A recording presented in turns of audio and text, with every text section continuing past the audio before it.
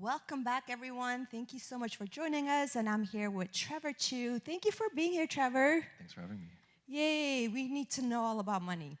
So, the first thing, if somebody comes to you, right, and they live paycheck to paycheck, no savings, they're in debt, it's not good, what do you advise them?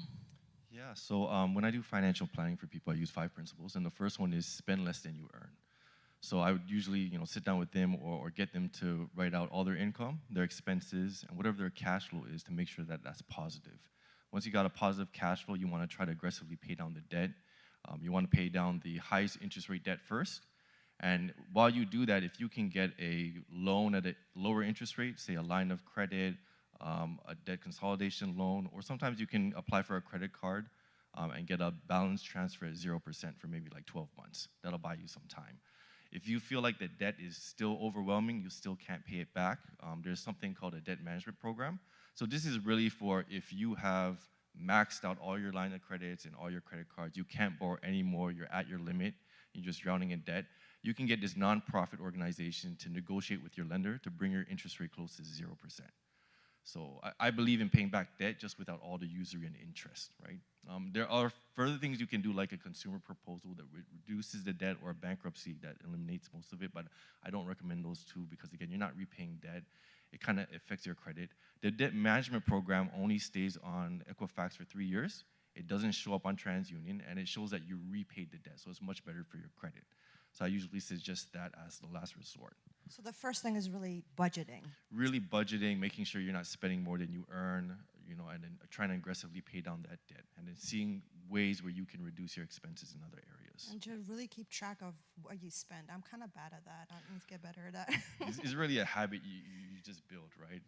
But once you build it, then I usually say once a month you should try to keep track of your budget. Yeah. Okay, and let's talk about investments, because I hear these millionaires and billionaires talking about you should have money work for you, not work for your money. Right. How do we know what to invest in? There's Right. Bitcoins, and people are talking about shareholders. Yeah. So I always ask my clients this question: if I offered you an investment that will return you 20% plus guaranteed, would you invest your money in that investment? Most people will probably say yes, right? Where you can get 20% guaranteed right now. The reality is the paying off your credit card debt at 20% is equivalent to earning 20% plus in investment return. So I usually say that if you got credit card debt, you should probably pay off that first. And then once you want to start getting into investments, you want to diversify. I use a lot of King Solomon's concepts. King Solomon is one of the wealthiest persons who ever have existed. He had a recession-proof economy. And one of the things he says is that you should spread your bread over many waters, into 7 different places, because you don't know what misfortune will befall the earth, right? Basically, you should diversify into different types of investments. Things like Bitcoin are pretty popular because a lot of people are jumping on it. Usually that's too late. You usually want to buy investments when they're low. Think of investing like shopping. When do people typically like to go shopping? When things are on sale. On sale, and that's exactly how you should approach investments, but emotionally it can be very difficult. I mean, trying to invest during a very volatile time, during a recession or depression, can be very difficult. So I usually get my clients to automate that process. Once we work out your cash flow, we got a positive amount, we've paid off debt, we can start investing a certain amount weekly, bi-weekly, or monthly. I find the higher the frequency, the more chance you get to buy, because it's all about automating the process. And if you do this during a declining economy, you'll do better long term, right? And what about shareholder? Shareholder, I always encourage my clients to do their own stock trading, because I want them to be intimately involved in owning shares. When you own shares, you own a part of that company. And you can show up to shareholder meetings. I believe owning shares is also a significant way to change the world and probably influence the world more than politics sometimes. During South Africa, during apartheid, it was Episcopal shareholders of GM and Ford that raised a shareholder resolution to push that company to push the government against apartheid. And that's what they did. So you think majority of our politicians are lobbied by corporations. So if you can own a piece of a corporation, you can show up to that board meeting, you can start influencing people. So I always encourage people, yes, you should buy your own individual shares, you should buy them in a tax-free savings account. The only caution you should use is don't day trade with your tax-free savings account. If CRA gets a hint that it's your business and you're earning income from it, they will tax you as though it's income. So just don't trade every day with it, and make sure you're within your TFSA limits. Like, what is the cheapest to invest in like a shareholder? Like how much? Are we I mean, talking here? there are like penny stocks out there that are just starting up. You can buy them for pennies. Wow. Like example, like Manulife shares are probably like $24 right now. Royal Bank are probably like $100-something right now. So it really depends on the share. Some shares issue dividends, meaning you get a share in a pool of profit, and they'll pay that like quarterly. So like a bank stock will pay you maybe like 5-6% dividends. You know, a resource company might pay you more, maybe double digits, 10% plus. So it's always good to diversify in different stocks yourself, but I always encourage people to also use a professional advisor, somebody like me, because the value that we bring opposing to trying to save fees is much greater. Most people are caught up in trying to save fees, but sometimes if you use the right advisor who knows what they're doing, they can make it work in a way where the cost is very comparable. Sometimes it could be an even better return net after fees. So don't look so much to like what is your fee. Look at what is the actual return you're getting after fees, right? That's Okay, what's so important. anybody could be a shareholder then. Yeah, anybody I can be a always shareholder. thought you had to have like so much money, but I guess depends what company you're. Yeah, you can buy penny stocks. You can open up an account with like a free trading platform with your bank. They might charge you to trade per share. Some of them are free, but you just put money into it and you trade stocks. Yeah. Wow, and let's talk about taxes. Yeah, taxes is interesting. If you look at taxes prior to World War I, all nations collected about 10% tax. And that was enough to function as a basic society, enforce property rights, and punish people for evil, right? After World War I, it seems like we've been at war ever since because we haven't decreased taxes. We pay more in taxes in this country than basic necessities. You're taxed at least 7 different ways, right? Have you ever heard of the Tyler cycle before? Of the what? The Tyler cycle? No. It's an interesting concept. It says that democracy is temporary in nature because people will just vote for whoever will give them the most from the public treasury. And every civilization has already gone through this cycle. It lasts usually about 200 years, and it usually lasts in big government and tyranny. So it doesn't end well. So the whole point of this is you should not pay more taxes than you need to, and we should not rely on our government to do everything for us. It usually does not end well. So in Canada, things that are tax-free are your tax-free savings accounts. If you've been in Canada, you know, since you're 18, the maximum limit is $95,000 right now. You can buy a first home, and that's tax-free if you sell it or when you pass away. Okay?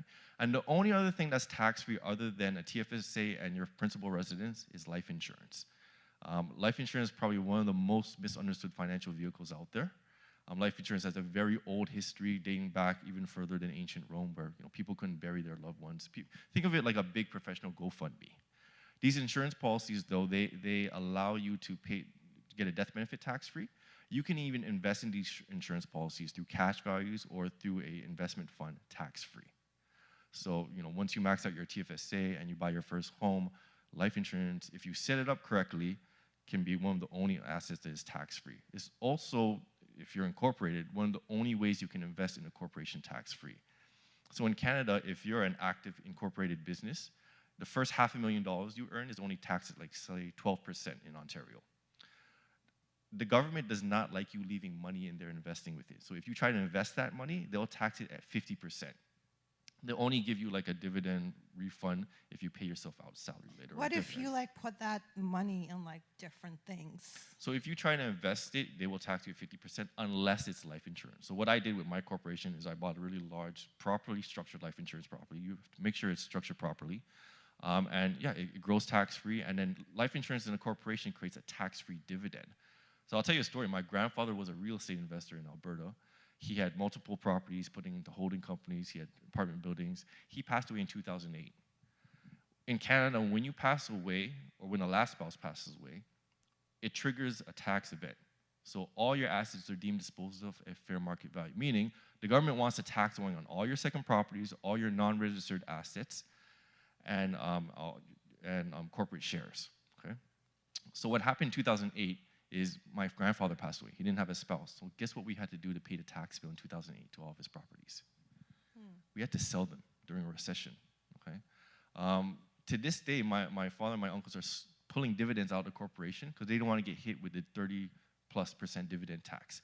Had my grandfather was an accountant, bought life insurance in a corporation, it would have created a tax-free dividend. We would have had the money to pay all the tax liabilities, and we would be able to pull money out tax-free from the corporation. So they probably wouldn't be stuck with the same issue they have right now, right? the problem with life insurance is people don't understand it. I spend most of my time working with accounting firms. I know this sounds weird, but I help accountants save a lot of money on taxes. You know what? I'm like listening to you, and I'm like, this is like a whole nother language. It is another language. But I love how you know so much about it. So it just, it just flows out of you. Meanwhile, I'm just, next, we gotta watch this again and get a pen and paper, right? Yeah. Write it all down. But taxes is very significant. It's probably one of the largest erosions of wealth. So the other thing you have to watch for besides your investment return is, what is your investment return after tax? What is your second portfolio of real estate investment worth after tax? People don't calculate that. They're only calculating the gross. They're not accounting, and I'm guilty of that because I had a real estate property. I had a rental property. I wasn't counting the net tax, because every time you make rental income, you pay taxes on that. And then when you sell that second property or when you pass away, it triggers another tax. The problem with that is, so you got capital gains tax, which is 50% tax. So real estate is taxed at 50%. Stocks, investment, mutual funds are taxed at 50%. So if you got a $100,000 gain, half of that gets included in your income. That usually pushes you to the highest rate, and you probably pay like 25 grand on every $100,000 of capital gain, okay? So you can imagine if you don't plan properly, you can end up with a really large tax bill, especially with real estate. And your family will probably end up like my grandfather's estate, having to sell the property and even fighting over it, okay? Which is even worse.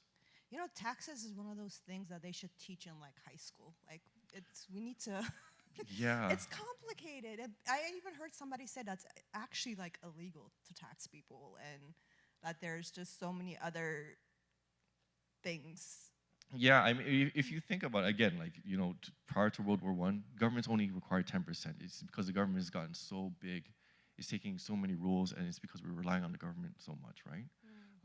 We should try to be more independent, move away from that system, because that system doesn't last long, right? Also, when investing and taxes, also, there's different cycles to think of. Like, there's an economic cycle, there's a business cycle that lasts about every 7 years, and then there's a long-term debt cycle that lasts every 50 years, where our economy changes. So like every 7 years, we go through like a recession, and every 50 years, we could go into a severe recession or even a depression, okay? What's interesting about this is if you study King Solomon's economy, I believe he had a recession-proof economy. In his economy, you could not lend money on interest, and if you did lend anybody money, you had to forgive it on the 7th year. Can you imagine trying to borrow money in that type of system? You probably wouldn't happen, right? Furthermore, every 50 years, they price each year to how many years are left in a 50-year jubilee. So if an asset is worth a certain amount, say each year is $1, it's $50 sliding down to 49, and it resets. So King Solomon had perfect inflation control. Nobody was perpetually in debt, and things were worth what they're really worth, right? Reason why houses, college tuition, university, cars are so expensive is because they're all subsidized by cheap debt. If the bank wasn't there to lend you that money, houses would not be worth that much, right? Everybody does not have $1 million cash to buy a house these days, right? So what's interesting about that is King Solomon had a reset every 7 years, and he had a jubilee every 50 years. And it's almost like he knew, if we don't do a reset, you're gonna have problems in your economy every 7 years and every 50 years, and that's precisely what happens. So I always use that as a guide to show us what a real economy is. Do you think we could have that again? I believe when Messiah returns, he'll establish that for 1,000 years, and I'm talking like but right now. right now, I mean, you could try it as a small community, right? You can organize yourself and have a different type of currency, and that's what the whole Bitcoin thing is about: is breaking free away from the Federal Reserve, these private banks, and having your own way to have a barter system or a way to do transactions, right? Wow, yeah, there's just so much to learn about finances. And how important is estate planning, and why should we have a will and power of attorney? Yeah, people say there's two certainties in life: death and taxes, right? Everybody has to pass away, so it's something you should definitely think about.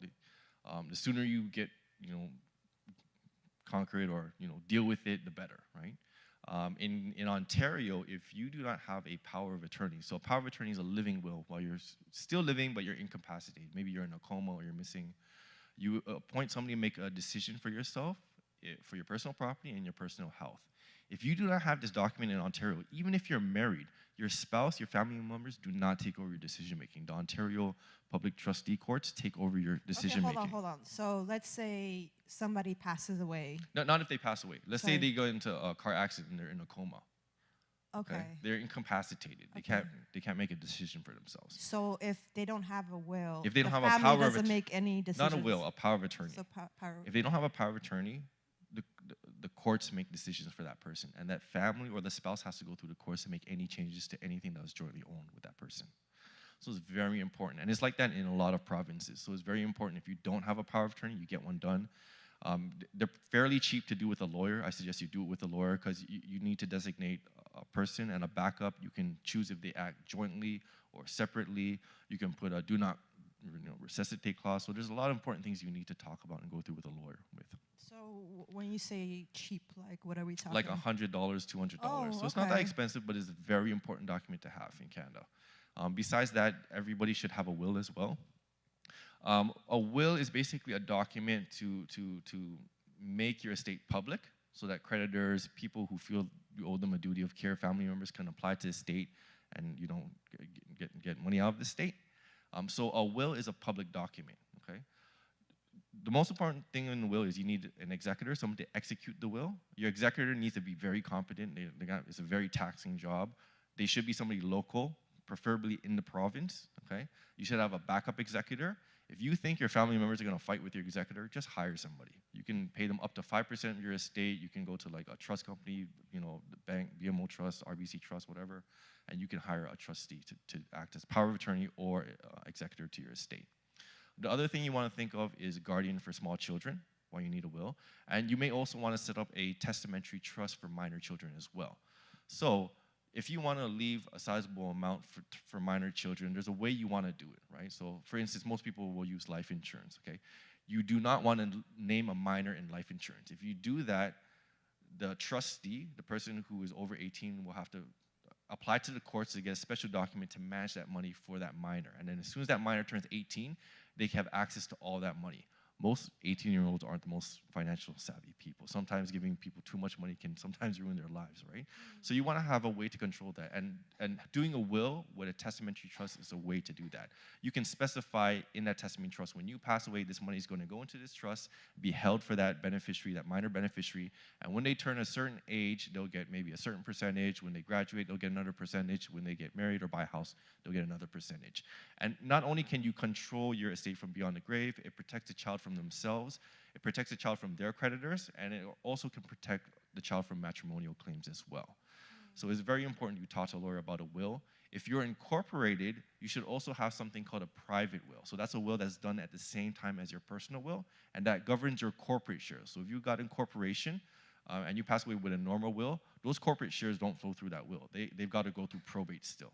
And again, probate is that public process. It's very expensive. Ontario is the most expensive in Canada. It's about 1.5% of all your assets. So you're paying about $14,500 per million, okay? Plus you got accounting fees, lawyer fees.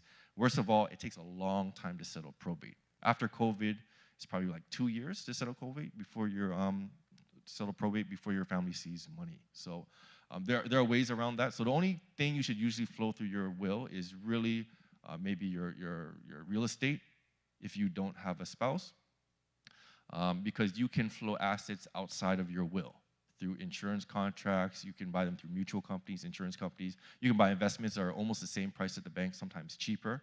And you can name a beneficiary. Is creditor protected and flows directly to that beneficiary. And also with those contracts, CRA can't come after beneficiaries for RSPs. They can at the banks.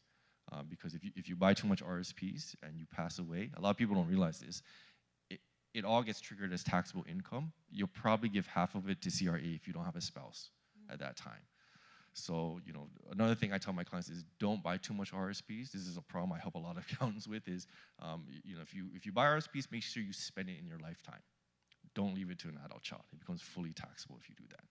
Okay? And when it comes down to power of attorney, like how old should you be to start that? Because we just think you have to be really super old or... No, I mean, as soon as you turn 18, 18? Yeah, you should have something like this because it governs their health. Everybody should have one for their health.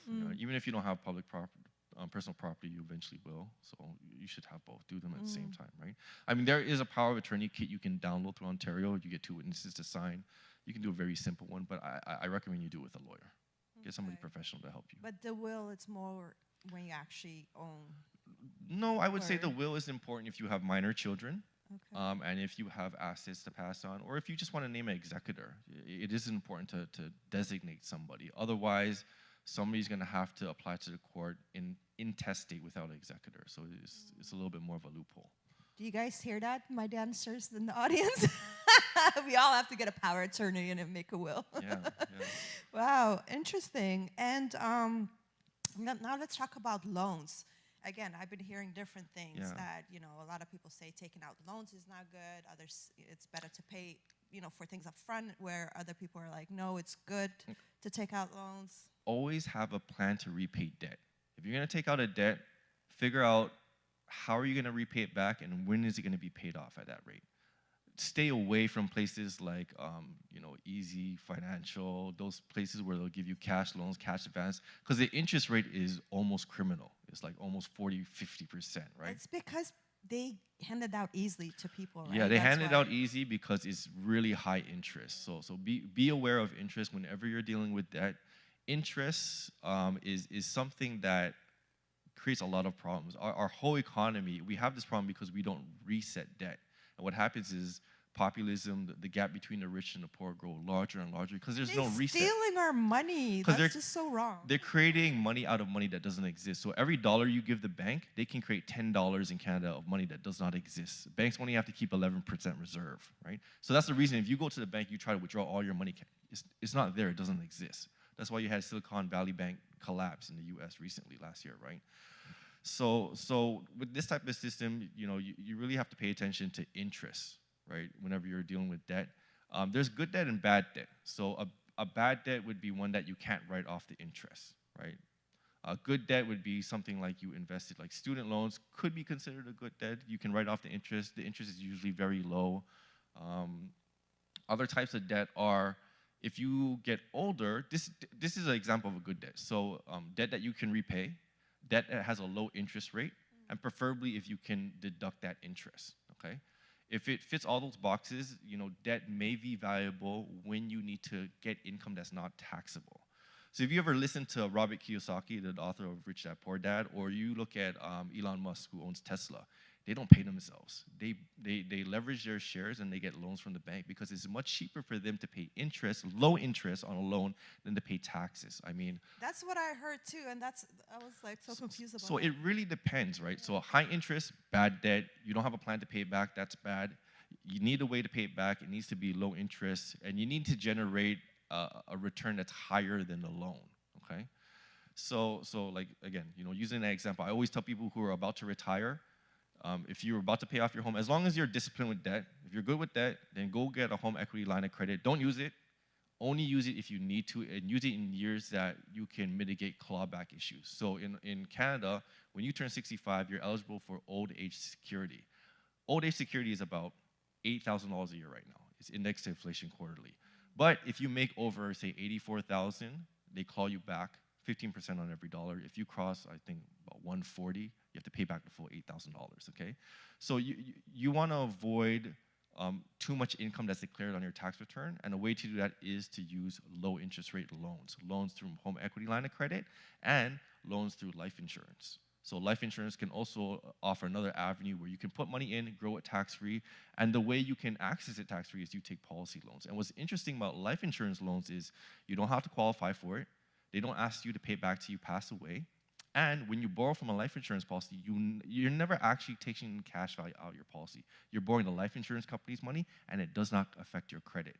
So that's a different type of loan that's very special. It's a very niche type of loan that people are not aware of, that you can take advantage of as well. And usually those are more for people who are like paid off all their debts, paid off their mortgage, they have multiple properties, they have a lot of cash on hand, they've maxed out their TFSAs, right? Other than that, when you get older, consider the home equity line of credit.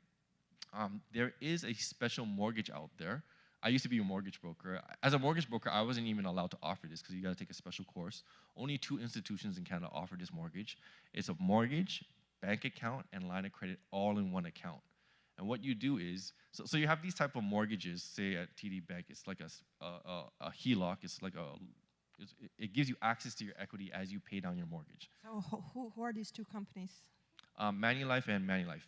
Manulife and National Bank. Okay. Yeah. So mine is with Manulife Bank.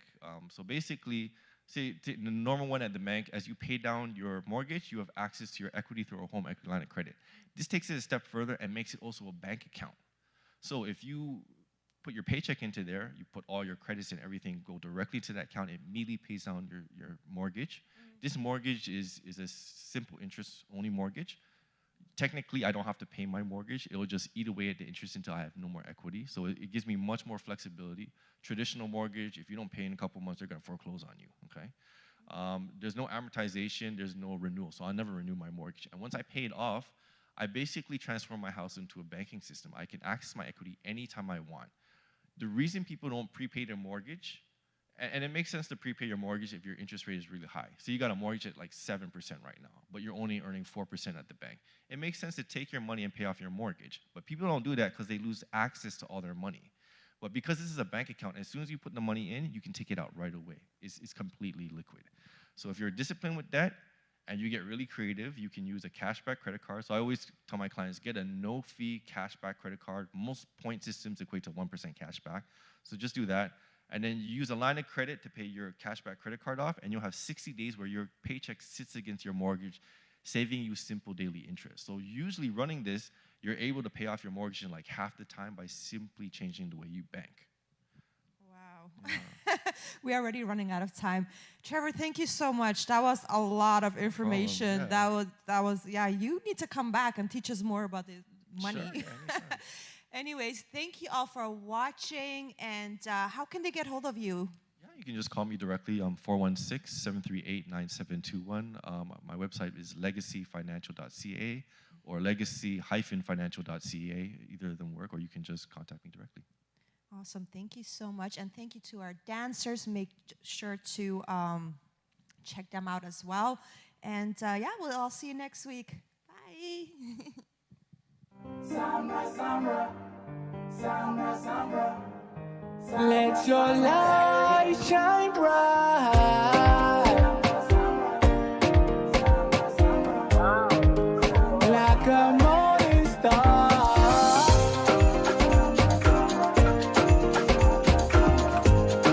This is